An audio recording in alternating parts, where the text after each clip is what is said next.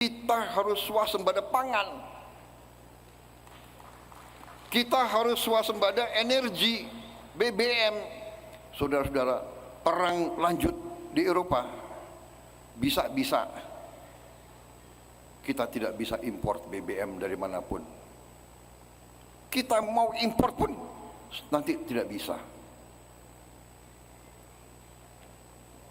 Selat di Laut Merah di depan Yaman kan terhenti. Nanti Hormuz bisa terhenti. Saudara-saudara, kalau kita tergantung import, kita nggak mampu bayar nanti harga BBM. Tapi kita diberi karunia oleh Yang Maha Kuasa. Kita punya kelapa sawit. Kelapa sawit bisa jadi BBM. Bisa. Presiden Republik Indonesia tiba di tempat acara.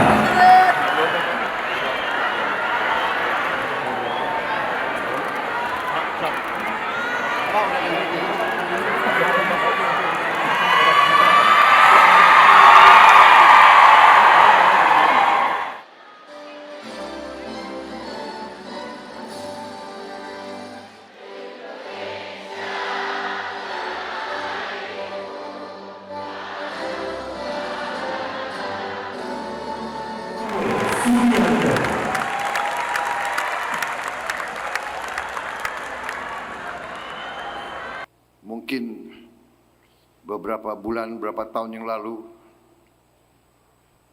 tidak ada yang bisa memperkirakan bahwa negara kita mampu mengerahkan 50 helikopter. 50 helikopter sekarang sedang bergerak di daerah musibah.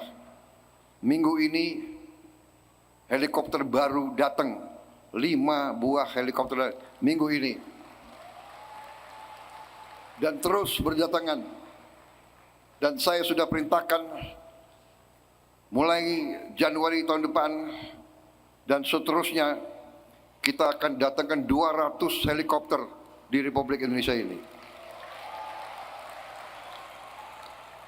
Kita mengalami cobaan-cobaan, kita mengalami badai, kita mengalami bencana, tapi bangsa kita kuat, utuh, dan bangsa kita mampu mengatasi semua cobaan yang kita hadapi.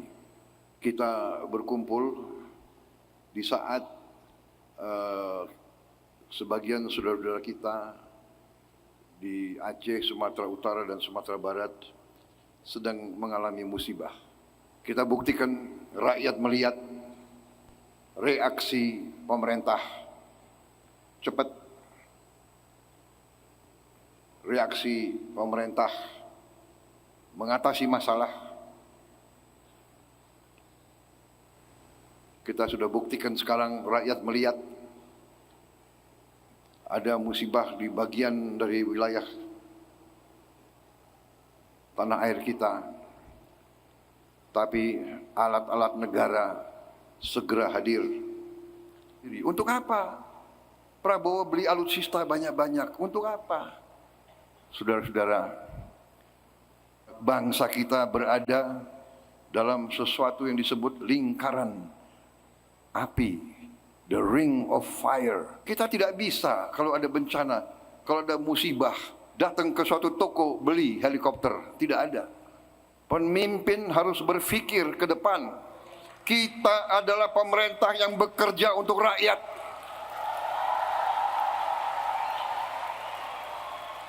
Kita berpikir untuk rakyat. Kita berhitung untuk rakyat. Kita merencanakan untuk rakyat. Dan kita berani mengambil keputusan untuk kepentingan rakyat kita. Bencana ini sekali lagi, ya musibah, tapi di sisi lain menguji kita. Dan alhamdulillah kita kuat. Kita mengatasi masalah dengan kita sendiri. Enggak dengan aparat yang saya pimpin, dengan pemerintah yang saya pimpin sekarang, dengan tim kerjasama kita buktikan kepada rakyat, kita adalah pemerintah yang bekerja untuk rakyat.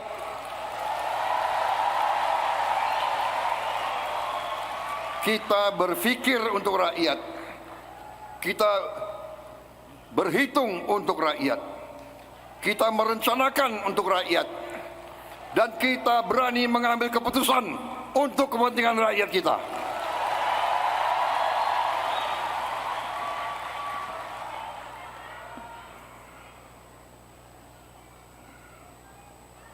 Orang-orang pinter yang bisa bicara, ngejek, mencari kesalahan, terus mencari kesalahan, tidak bisa membuat jembatan, tidak bisa menciptakan lapangan kerja, tidak bisa menjamin beras ada, tidak bisa menjamin LPG ada, tidak bisa menjamin BBM ada, tidak bisa menjamin apa-apa. Saya kadang-kadang prihatin, saya sedih. Selalu menimbulkan rasa tidak percaya, saudara-saudara. Tapi tidak ada masalah. Biarlah, ini demokrasi. Silakan. Yang penting, saya terima kasih malam hari ini. Saya diundang oleh Partai Golongan Karya dalam acara saudara-saudara. Terima kasih saya diundang. Dalam hal ini saya mengatakan terima kasih kesetiaan Partai Golkar kepada koalisi yang saya pimpin. Saudara-saudara sekalian, pada kesempatan ini saya ingin sampaikan. Pertama saya ucapkan penghargaan kepada Ketua Umum Pak Bahlil, ya kan?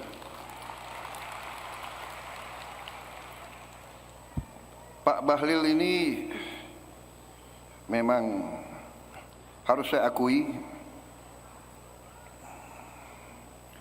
orang yang sangat cerdas. Kalau ini benar-benar saya sangat cerdas. Ya, semua acara sangat detail, dan beliau turun ke lapangan ke Sumatera juga benar-benar turun ke lapangan. Mungkin karena beliau relatif masih muda, ya, masih fit, apalagi orang dari Indonesia Timur.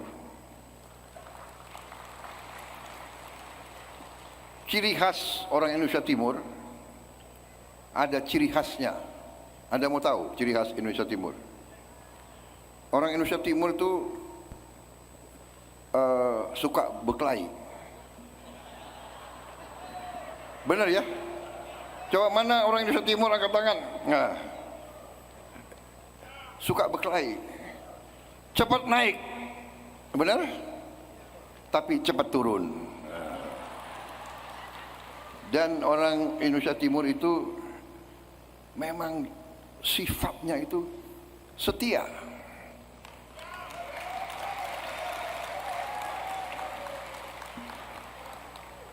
Keras.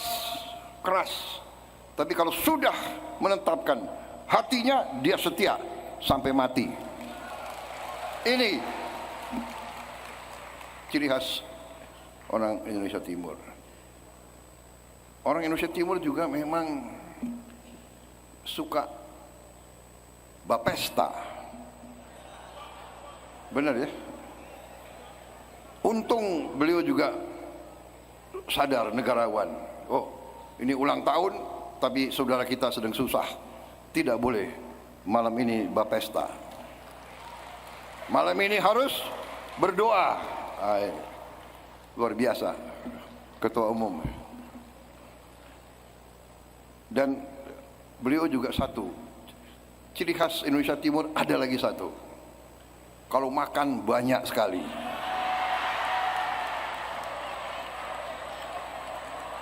Benar? Benar nggak? Benar ya? Emak-emak yang punya suami dari Indonesia Timur, nah itu repot saudara. Belanjanya selalu meningkat. Saya punya anak buah banyak dari Indonesia Timur. Selalu masalah. Ransum yang untuk 10 hari, mereka habis 5 hari gitu. Ngabalin. Kalau malam Denny. Katanya, saya tidak tahu. Saya tidak tahu maksudnya apa. Ya. Jadi saudara-saudara, golongan karya, golongan yang partai yang punya sejarah. Ya. Terima kasih saudara-saudara. Saya merasa diperkuat di sini karena kader-kader yang kau berikan kepada aku, mereka bekerja dengan sangat baik. Kita punya teamwork yang baik. Kadang-kadang ibarat tim sepak bola, ya. Saya sebagai katakanlah manajer, coach, aku belum ngomong, si tim sudah ngerti maksud. Ya, aku lihat ke kiri, mereka sudah ke kiri. Jadi saya merasa sangat terbantu. Ini bukan ngarang-ngarang, saya terbantu. Satu hal yang sekarang mendasar adalah kita semua sekarang sadar dan mengerti apa itu sebenarnya pesan dari Undang-Undang Dasar 1945. Kita sadar dan saya berterima kasih semua tim saya mengerti, menyadari, dan kita sekarang tidak mau Undang-Undang Dasar 45 hanya menjadi mantra di mulut, tapi tidak mau dilaksanakan. Saya terima kasih para ulama, para kiai. Mungkin mereka lebih berani dari para politisi. Mereka yang minta saya setia laksanakan Undang-Undang Dasar 45 murni dan konsekuen. Murni dan konsekuen. Saudara-saudara, untuk melaksanakan itu perlu persatuan dan kesatuan, dan perlu keberanian. Sebenarnya apa yang ada di Undang-Undang 45 itu sangat sederhana. Bahasa Indonesianya tidak perlu ditafsirkan kembali. Semua jelas ada di situ. Tinggal kita mau atau tidak laksanakan itu. Kalau saya punya keyakinan, kalau kita laksanakan pasal 33, kita laksanakan semua pasal di Undang-Undang 45, pasti kita berhasil. Dan saya sudah buktikan, saudara-saudara, maaf, saya bicara di sini, saya sudah 1 tahun memimpin pemerintahan. Saya berdiri di sini, di depan rakyat semuanya, di depan saudara-saudara, elit politik. Saya berdiri di sini, saya sudah buktikan, dalam 1 tahun kita telah mencapai dan kita telah mempersembahkan hasil-hasil nyata untuk rakyat kita.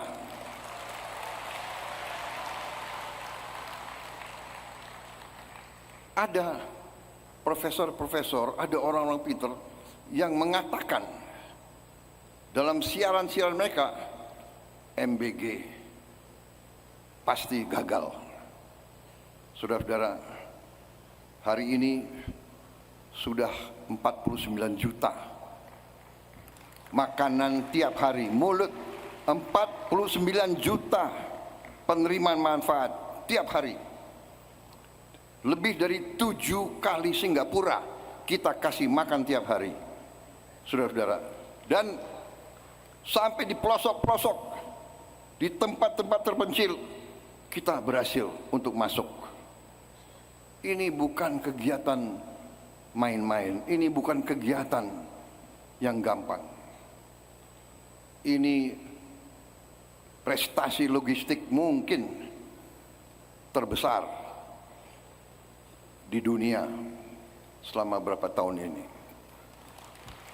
Brasil berhasil mencapai 40 juta penerimaan manfaat dalam 11 tahun. Kita mencapai dalam 12 bulan, tidak sampai 49 juta. Bukan kita bangga hanya dengan angka, tapi maksudnya apa? Kita bisa lihat, saudara-saudara, lihat wajah-wajah anak-anak. Mereka yang mungkin tidak pernah makan dengan baik, sekarang mereka menyambut kedatangan MBG dengan riang gembira.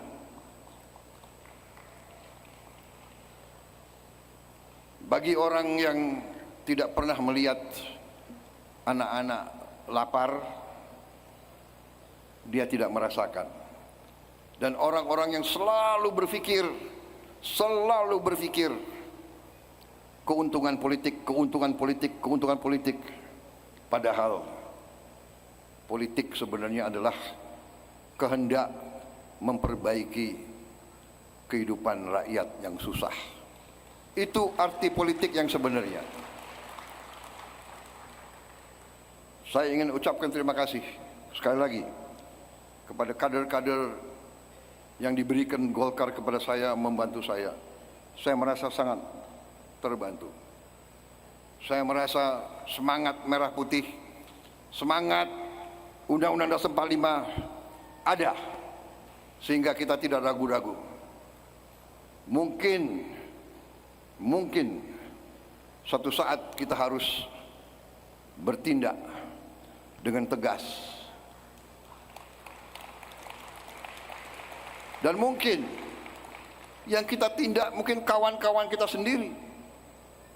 Tapi saya katakan, bagi saya sebagai mandataris rakyat, sebagai yang disumpah di hadapan rakyat, saya dengan tim saya, dengan mereka-mereka yang memutuskan bergabung sama saya, bagi kita satu-satunya masalah adalah apakah ini menguntungkan rakyat atau tidak.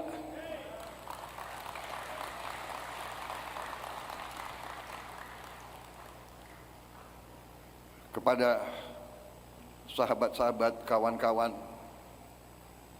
kawan-kawan yang berkecimpung di ekonomi, patuhilah hukum, bayarlah pajakmu, patuhi semua ketentuan. Rakyat kita sudah tidak mau dipermainkan lagi. Mereka pintar-pintar, mereka mengerti.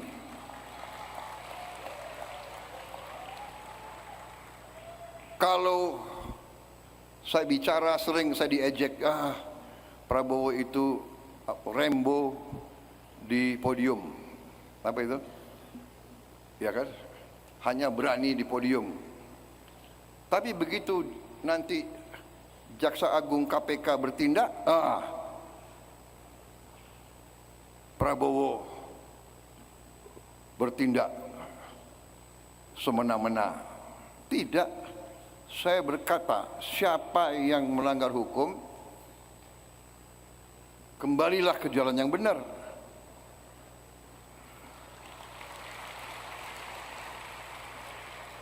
Kalau kau taubat,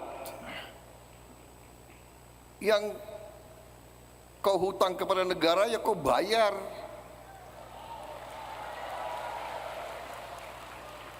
Emang bikin jembatan pakai apa? Rakyat kita susah. Rakyat kita perlu rumah, perlu sekolah yang baik. Nggak bisa bangun sekolah hanya dengan omon-omon.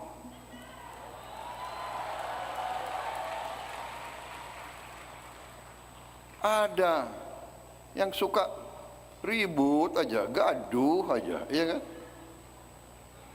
Ya tapi kalau dia mau gaduh silakan aja. Tapi saya percaya rakyat kita mengerti siapa yang bekerja dan siapa yang hanya bisa omon aja.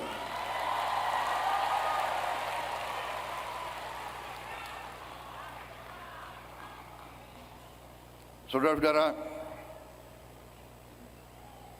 saya tidak mau menguraikan ya semua apa yang kita telah capai bersama.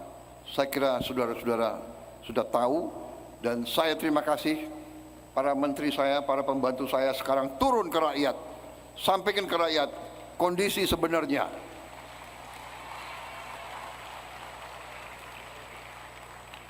Kondisi bangsa, kondisi dunia tidak sedang baik-baik. Di mana-mana ada perang. Kalau terjadi perang berlanjut di Eropa, dampaknya ke kita.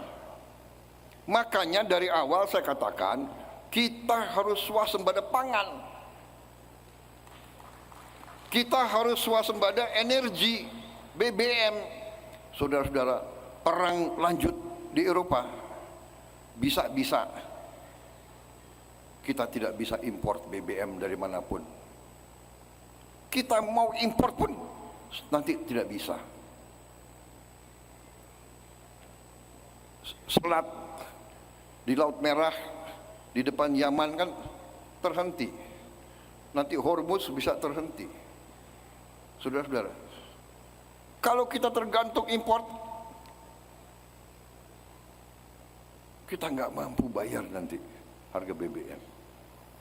Tapi kita diberi karunia oleh Yang Maha Kuasa. Kita punya kelapa sawit. Kelapa sawit bisa jadi BBM, bisa jadi solar, bisa jadi bensin juga. Kita punya teknologinya. Tiap kali saya kasih instruksi B50 atau B60, nanti ada pakar-pakar UPA keekonomian, harganya begini, harganya begitu. Tapi kalau kita tidak hati-hati, kalau kita tidak punya teknologi, kalau pabrik-pabrik pengolahan tidak siap, kalau terjadi apa-apa, baru kita nanti merasakan. Sekarang dengan bencana di Sumatera saja, bagaimana repotnya kita mengantar BBM ke daerah-daerah bencana. Jembatan putus, BBM harus kita naikin pesawat. Sebagian lewat kapal. Jadi saudara-saudara, ini bencana ini sekali lagi, ya musibah, tapi di sisi lain menguji kita, dan alhamdulillah kita kuat.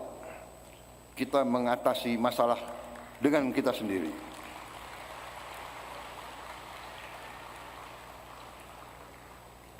Tapi tentunya sekali lagi, paradigma baru sekarang, politik kita sekarang harus politik yang khas Indonesia. Kita tidak bisa ikut politik-politik negara lain. Belum tentu demokrasi di barat cocok sama kita. Dia ngajarin demokrasi ke kita. Padahal dia yang menjajah kita ratusan tahun. Dia ajarin HAM ke kita, dia yang melanggar HAM. Jadi ya rupanya demokrasi, HAM itu sesuai selera. Kalau cocok sama selera mereka, baru diributkan. Jadi kembali saudara-saudara, kita harus percaya kepada kekuatan kita sendiri. Kita harus percaya kepada jati diri kita sendiri. Kita harus bangga dengan sejarah perjuangan bangsa kita sendiri. Kita harus selalu percaya pada diri kita sendiri, dan kita harus mencari solusi kita sendiri. Tidak bisa kita terlalu didikte atau diatur oleh bangsa lain. Demokrasi kita pun harus kita cari jalan terbaik sendiri. Yang disampaikan Partai Golkar berkali-kali harus kita pertimbangkan yang baik-baik. Demokrasi harus mengurangi terlalu banyak permainan uang. Demokrasi harus kita bikin minimal ongkos politik, supaya nanti politik kita jangan ditentukan hanya orang-orang berduit.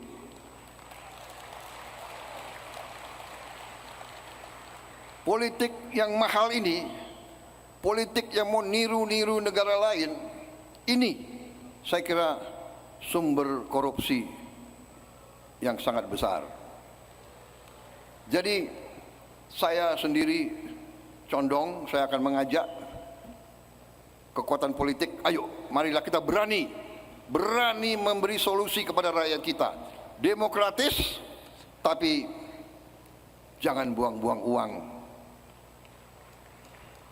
Kalau sudah sekali memilih DPRD kabupaten, DPRD provinsi, ya kenapa enggak langsung aja pilih gubernurnya dan bupatinya, selesai.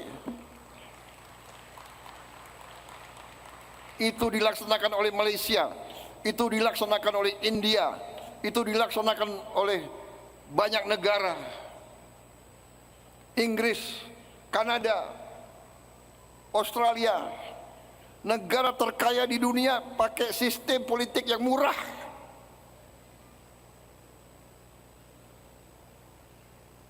Jadi ini saya kira pemikiran-pemikiran Golkar, Ketua Umum Golkar harus kita pertimbangkan dengan baik. Marilah kita berani. Ya. Sekali lagi saya sampaikan keyakinan saya, politik demokrasi Indonesia harus bercirikan persaingan. Pada saat bersaing, begitu selesai bersaing, bersatu, kompak, gotong royong, kerjasama. Dan sekarang saya kembali ingatkan, marilah kita lihat ke depan. Marilah kita lihat hari ini, kesulitan rakyat hari ini, dan ke depan. Jangan lihat ke belakang. Enggak usah sakit hati ke belakang. Iya kan? Kalau kita lihat ke belakang, ya kita pasti kita enggak tenang. Kita ingat terus, ya kan?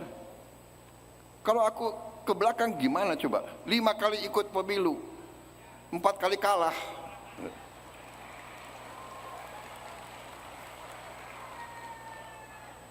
Ngabalin ketawa lagi loh. Ya sudah, menang kalah, maju terus, berbuat yang baik terus, mengabdi terus.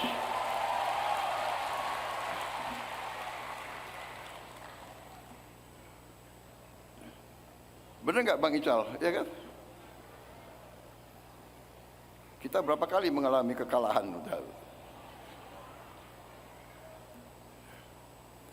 Ya sudahlah, tidak ada gunanya lihat ke belakang. Tidak ada jembatan bisa dibangun dengan hanya ngomel dan ngenyek. Nggak ada. Jembatan akan dibangun, ya, jembatan akan dibangun oleh baja, oleh kawat, oleh kayu, oleh batu, oleh semen, dengan uang. Nggak bisa rakyat punya lapangan kerja dengan teori.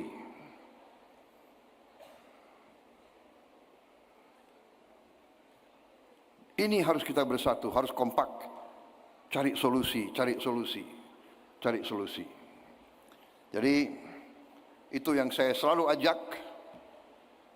Kritik bagus, kritik harus, tapi yang baik, yang positif. Saya kira itu yang ingin saya sampaikan, ya. Terima kasih komitmen Golkar kepada bangsa dan negara.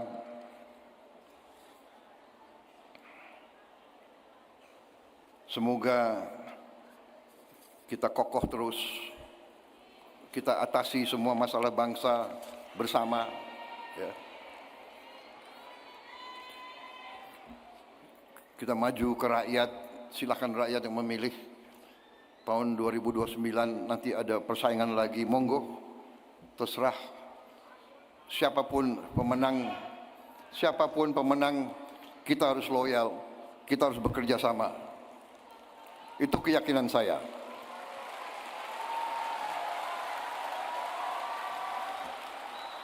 Jadi saudara-saudara, saya mau tutup pidato saya sekarang, ya, karena memang waktunya, ya, udah lumayan. Saya masih ada acara lagi. Saya mau tutup dengan pantun.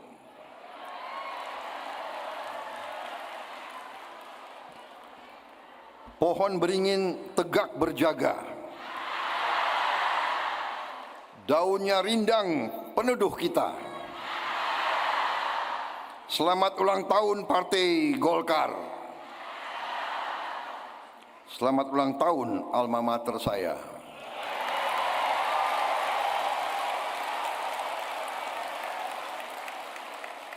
Terus bersatu, bahu-membahu, membantu rakyat Indonesia.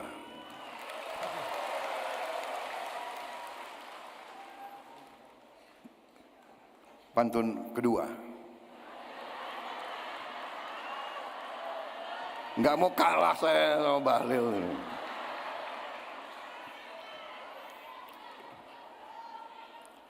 Beringin tumbuh, akarnya kuat. Tahan badai, tak mudah goyah. Melihat Golkar hari ini penuh semangat. Teruslah berkarya untuk Indonesia Raya.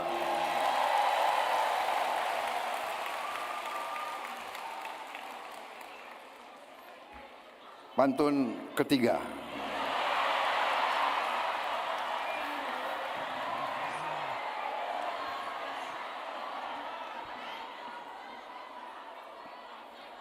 Partai Golkar berlambang pohon beringin. Ketua umumnya pemuda dari timur, Bahlil Lahadalia namanya. Kulitnya hitam, giginya putih.